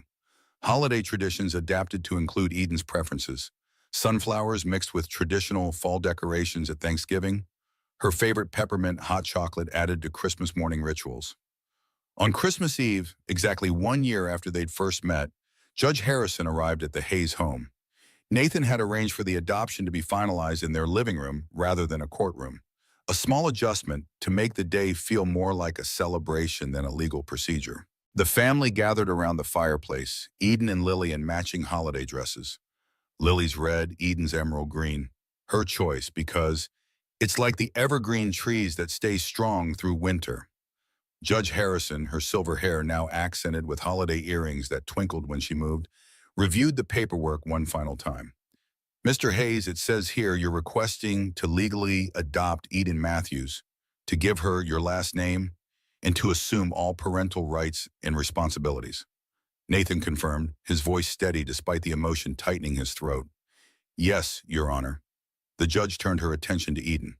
And you understand what this means, that Mr. Hayes will legally become your father? Eden's response came clear and certain. Yes, Your Honor, he already is my father. This just makes it official for everyone else. Something softened in Judge Harrison's expression. In my 30 years on the bench, I've overseen many adoptions, but there's something special about a family that chooses each other. Mr. Hayes, what you've done is extraordinary. Nathan shook his head, humbled by the praise. No, Your Honor, I just did what anyone should do. I gave a child a chance. That's where you're wrong. The judge's voice carried quiet authority. Most people buy the bread and walk away. You changed a life. With a flourish of her pen, she signed the documents that transformed Eden Matthews into Eden Hayes. The small gathering of witnesses, Laura, the Wilsons who had driven in for the occasion, Ms. Bennett, and Detective Garcia, broke into applause. We're officially sisters, Lily announced, throwing her arms around Eden's waist. Eden turned to Nathan, her eyes bright with unshed tears. Thank you for saving me. No, sweetheart. Nathan gathered both his daughters close. Thank you for saving us. Because Eden had saved them. In the years since Rebecca's death, before Eden entered their lives, the Hayes family had been surviving, but not truly living. They'd maintained traditions that felt increasingly hollow, moved through days marked more by absence than presence. Eden had changed that, not by replacing what was lost, but by creating something new, something different but equally precious. She'd given Lily a sister, someone to fight with and giggle with and grow alongside. She'd given Laura a second granddaughter, a new young mind eager for her stories and wisdom. And she'd given Nathan purpose beyond grief, a reminder that love wasn't a finite resource, but an expanding universe. The news story came out 3 months later, picked up from the Young Authors Competition, where Eden's narrative had ultimately placed second. Local social worker adopts girl he saved from abuse. The headline was simplistic, missing the nuance of their journey, but the article itself was thoughtfully written, focusing on the foster care system and the need for committed families. The reporter wanted to emphasize Nathan's heroism, but he redirected every time. The real hero is Eden. She survived years of abuse and neglect. She had the courage to trust again. She chose to love again despite everything she'd been through. That's heroism. The article went viral, shared across social media platforms, discussed on morning talk shows. Messages poured in from around the country, people sharing their own stories of adoption, of rescue, of choosing family. But one message stood out. It was from a woman named Margaret, a former colleague of Rebecca's at the hospital. I worked with Rebecca for 5 years. She always said, "The measure of a person isn't what they do when things are easy, but what they do when things are hard." She would be so proud of what you've done, but more than that, she would be proud of who you've become. A man who sees the invisible, a father who expands love rather than guards it. Thank you for honoring her memory in the most beautiful way possible. Nathan printed the message, framed it, hung it in his home office where he could see it every day. A reminder that Rebecca was still present in the values she'd instilled, the love she'd cultivated, the family she'd helped create. Eden's 12th birthday marked another milestone, her first real party with friends from school. She'd been hesitant about the idea, worried about being the center of attention, but Lily's enthusiasm proved infectious. "Just the two of us can plan everything," Lily had declared, already making lists despite being only 8.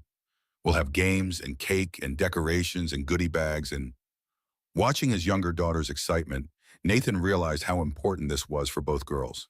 Lily wanted to give Eden experiences she herself took for granted, and perhaps Eden was ready to embrace the simple childhood pleasures that had been denied her for so long. The party was small but joyful. 5 girls from Eden's class, carefully selected, trusted friends, plus Lily and 2 of her friends who had adopted Eden as an honorary big sister. They played old-fashioned games in the backyard, made friendship bracelets, decorated cookies, laughed until their sides hurt. Nothing extravagant, nothing that would have made Eden uncomfortable, but utterly perfect in its normalcy. As Nathan watched Eden blow out candles on a sunflower-decorated cake, he caught Laura's eye across the room. His mother's face reflected his own wonderment at how far they'd come. 2 years earlier, Eden had been selling bread in the snow, invisible to nearly everyone who passed. Now she was surrounded by people who saw her, valued her, celebrated her. That night, after the guests had gone and Lily had finally succumbed to post-party exhaustion, Eden found Nathan on the back porch. She held a small package wrapped in newspaper comics. Her first attempt at wrapping a gift herself, the tape excessive but the care evident. "What's this?" Nathan asked as she pressed it into his hands. "A thank you. For the party. For everything." Inside the messy wrapping, Nathan found a hand-decorated picture frame containing a photo taken with the Polaroid camera.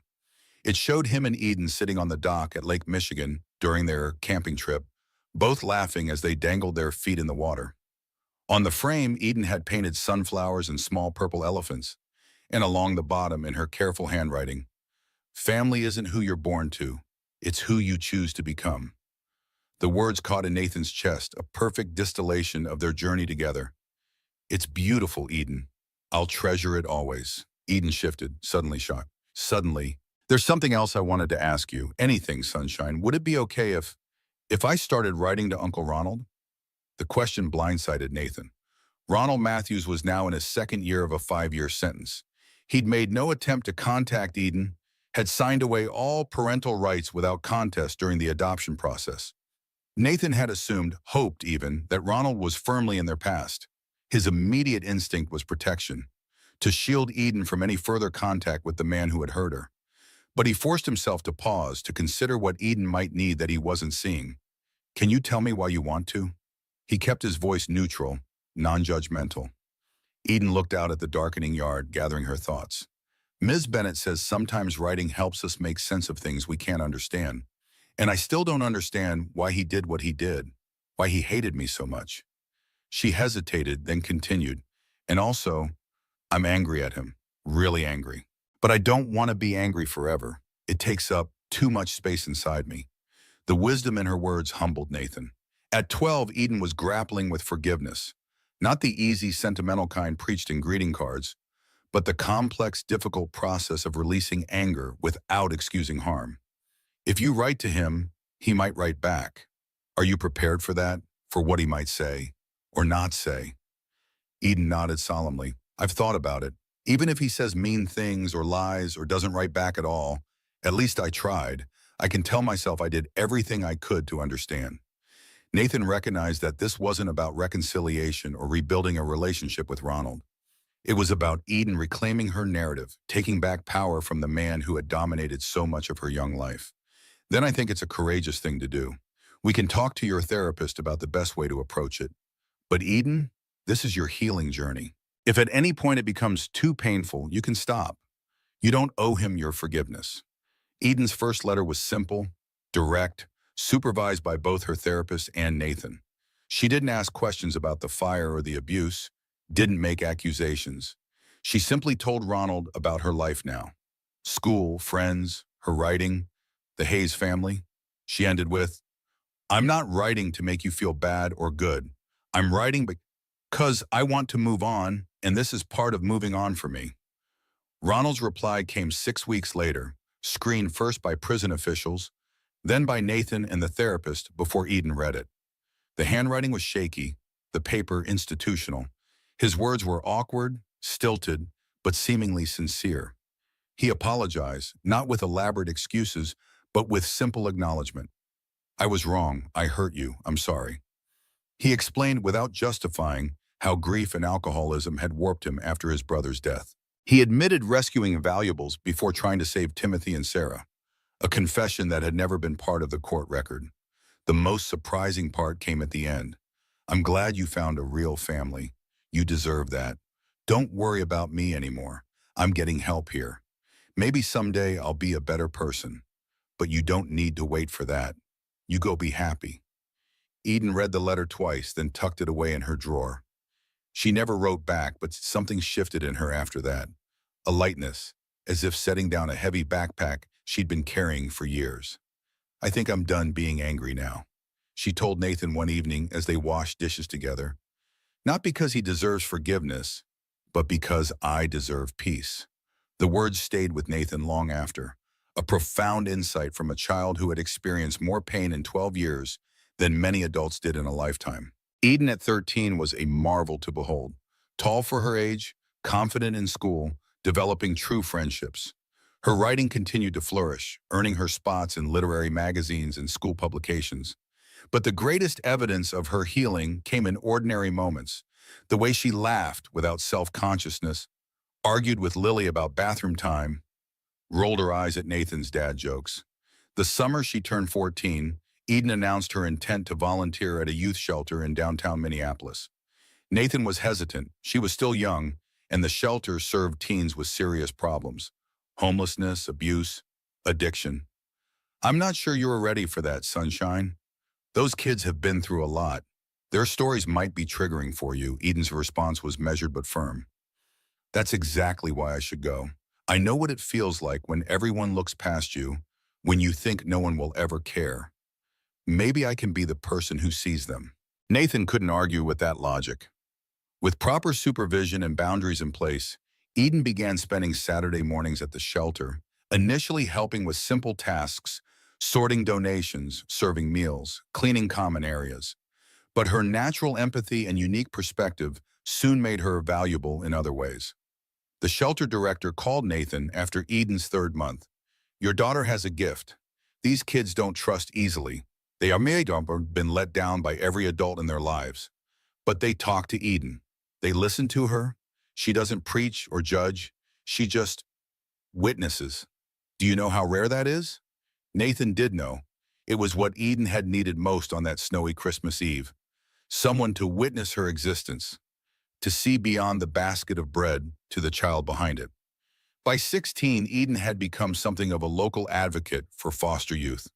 Her writing on the subject had won statewide recognition, been featured in national publications. She spoke at community events, educated other teens about the realities of the system, and continued volunteering, now at both the youth shelter and a support group for children in foster care. At school, she discovered another passion, photography.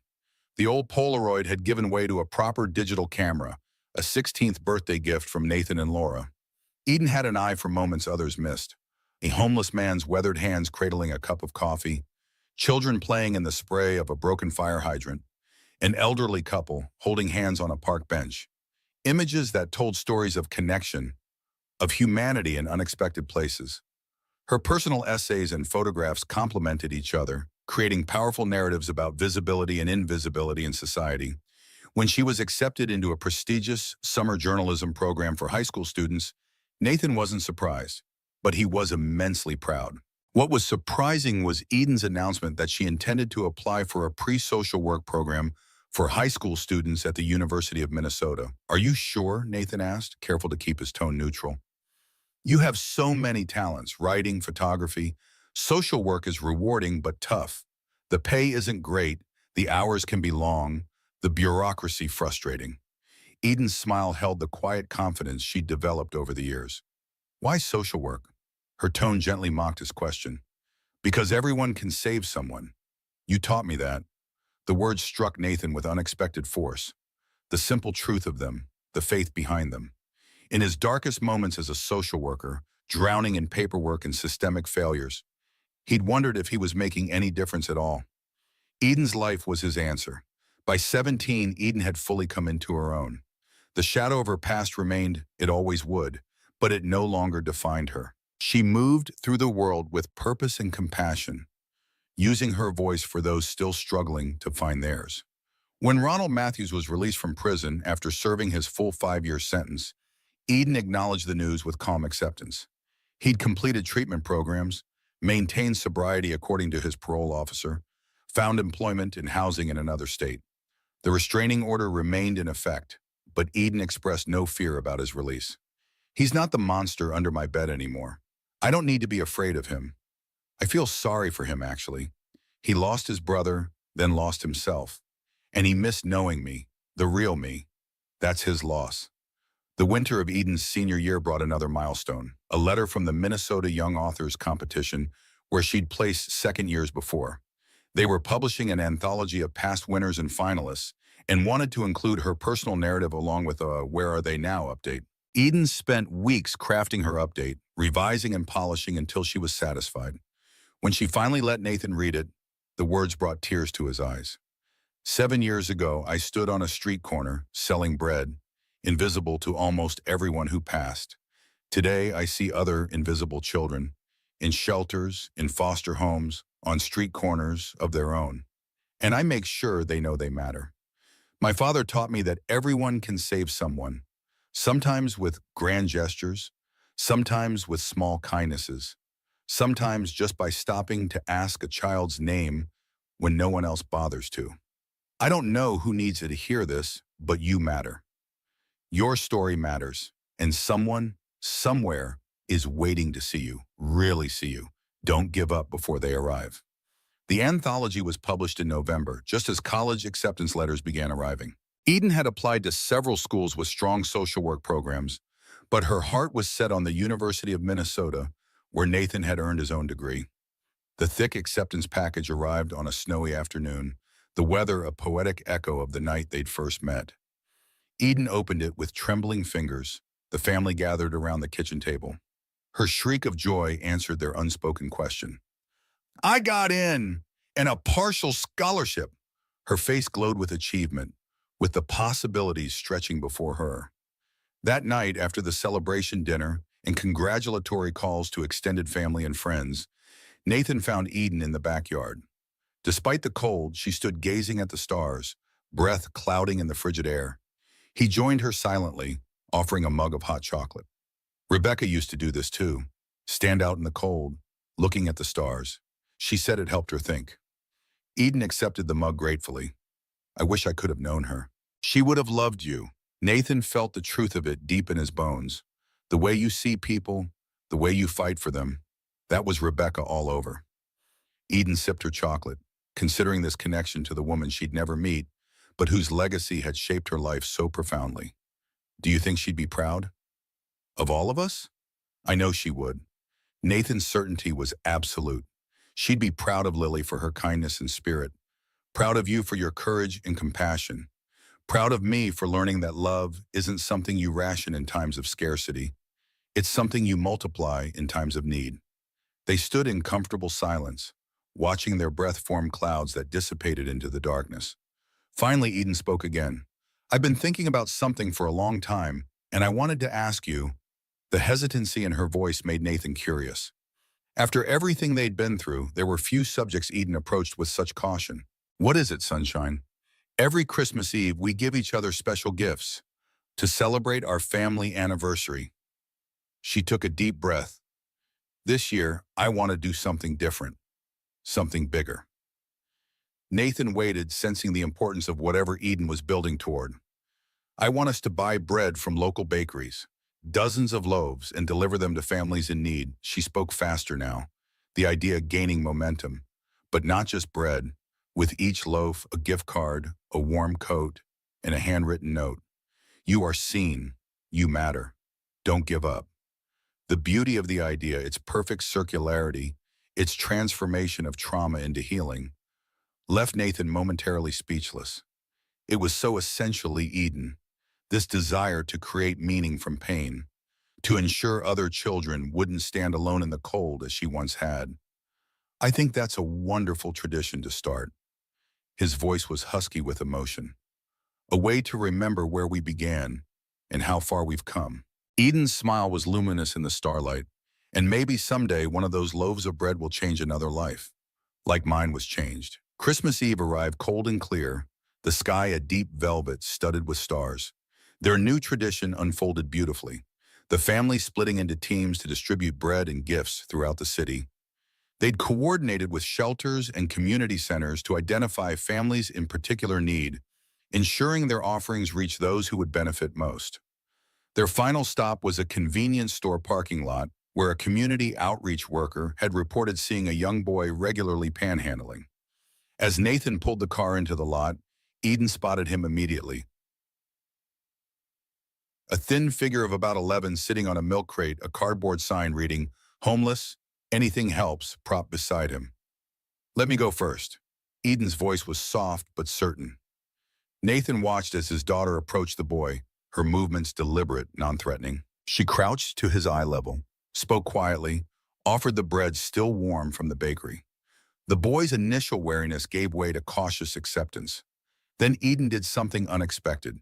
She reached into her pocket and pulled out one of Nathan's business cards, pressing it into the boy's hand with earnest intensity. When she returned to the car, her cheeks were flushed with cold and purpose. "His name is Marcus. He ran away from his foster placement 3 days ago. His foster father was—" She didn't need to finish the sentence. They all understood. "Did you tell him about you? About us?" Lily asked from the back seat. Eden nodded. "I told him someone helped me once on a Christmas Eve just like this. When I was selling bread in the snow, a man and his daughter saw me, really saw me, and instead of walking past, they did the unthinkable. They made me family." "That's impossible," Marcus had replied, suspicion warring with desperate hope in his young eyes. "No." Eden's response had been firm, confident. The impossible is just the right thing disguised as the hard thing. And sometimes when you do the hard thing, you discover it was actually the easy thing all along. But why would someone take in a stranger's kid? Eden had knelt down to Marcus's level, just as Nathan had once knelt to hers. Because love isn't about blood, it's about choice. Choosing to love, choosing to help, choosing to see someone who's invisible. That's not unthinkable. That's just human. The unthinkable thing would be to walk past. As they drove home through streets decorated with holiday lights, Lily asked, "Do you think Marcus will call?" "I don't know," Nathan admitted, "but he knows he can. Sometimes that's all we can give, the knowledge that someone cares." Eden was quiet in the back seat, staring out at the falling snow. Finally, she spoke. "Dad, thank you." "For what, sweetheart?" "For doing the unthinkable." Nathan met her eyes in the rearview mirror, puzzled. "What do you mean? Most people just buy the bread and walk away." Eden's voice held the wisdom earned through years of healing and growth. They feel good about themselves for a moment, then forget. But you saw a child who needed a father and a father who needed another daughter, even if he didn't know it yet. You saw a sister without a sibling and a sibling without a sister. You looked at broken pieces and saw how they could become whole. She paused, then added, "You didn't just save me from Uncle Ronald. You saved me from becoming invisible forever. You gave me a voice, a name, a place in the world. You gave me love when I'd forgotten what it felt like." Lily reached back, grabbed Eden's hand. "We're family forever, forever," Eden agreed, squeezing back. Later that night, after the girls were asleep, Nathan stood in the doorway of Eden's room. She'd kicked off her covers in her sleep, as she always did. He pulled them back up, tucking them around her shoulders. On her nightstand sat three things: the purple elephant Lily had given her that first day in foster care, a photo of all three of them at her adoption hearing, and a piece of bread preserved in resin, a reminder of where she came from and how far she'd traveled. Nathan thought about Rebecca, about what she would think of their expanded family. He could almost hear her voice. "Love multiplies, Nate. Always, the more you give, the more you have." She'd been right. Loving Eden hadn't diminished his love for Lily or his memory of Rebecca. It had expanded his heart in ways he hadn't known possible. His phone buzzed, a text from an unknown number. "This is Marcus from tonight. Can we talk?" Nathan smiled. Here we go again, he thought, but this time he wouldn't be doing it alone.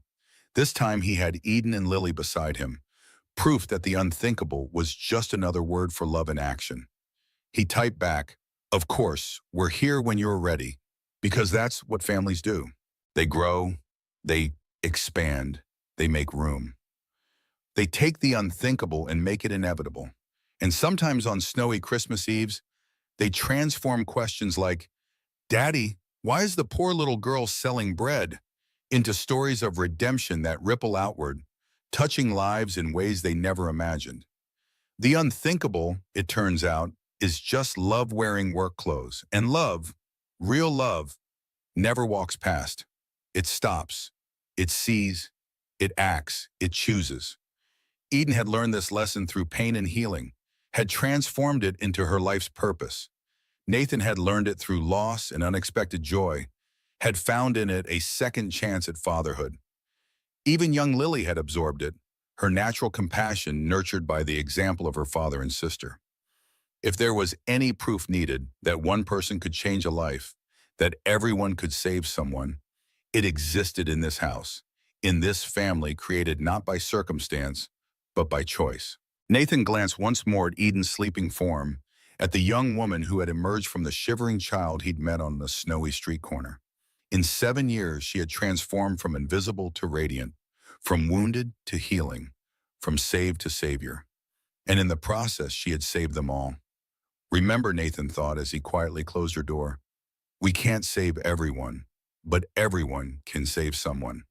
And sometimes that someone saves you right back. Outside, the snow continued to fall, covering the world in pristine white, a blank page waiting for new stories to unfold. In the distance, church bells marked the arrival of Christmas, the season of hope and new beginnings.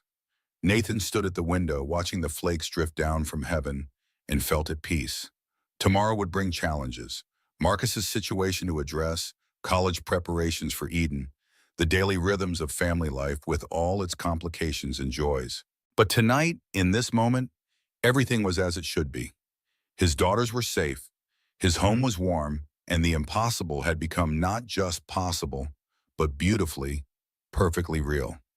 The bread had been given, the invisible had been seen, the circle was complete.